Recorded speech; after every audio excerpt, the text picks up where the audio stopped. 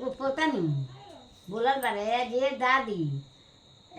कलसा थापन होला नु तो या एगो कलसा के गीत गावाला के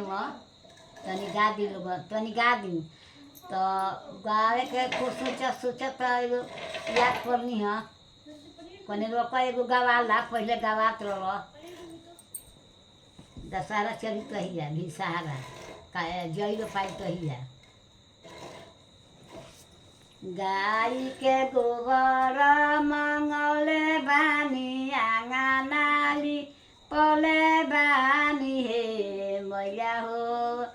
गजमती चौ कारे पुरले बानी काला सारे धरले बानी माई हो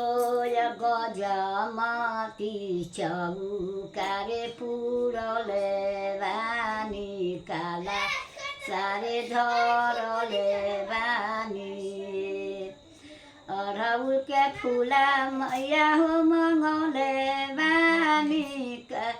हारा बारे बनले बानी ए माई हो लमंग लैसी यारे मंगले बानी छका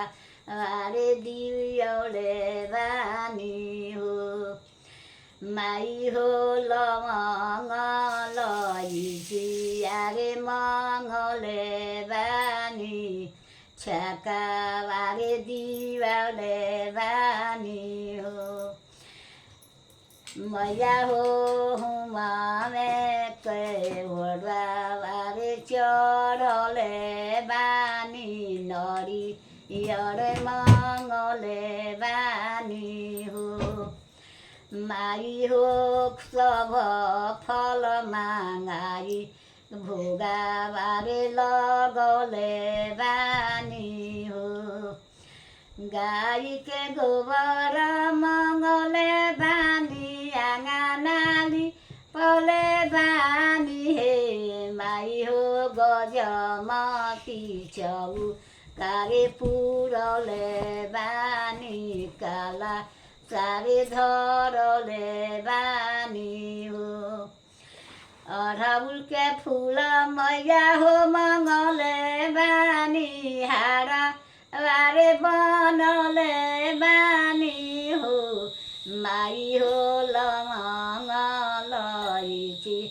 यारे मंगले बानी छका वारे हम देले बानी हो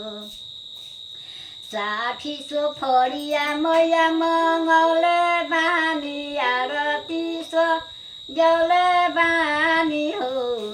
मैया हो नव दिन तोह केरे बोलले बानी पाचा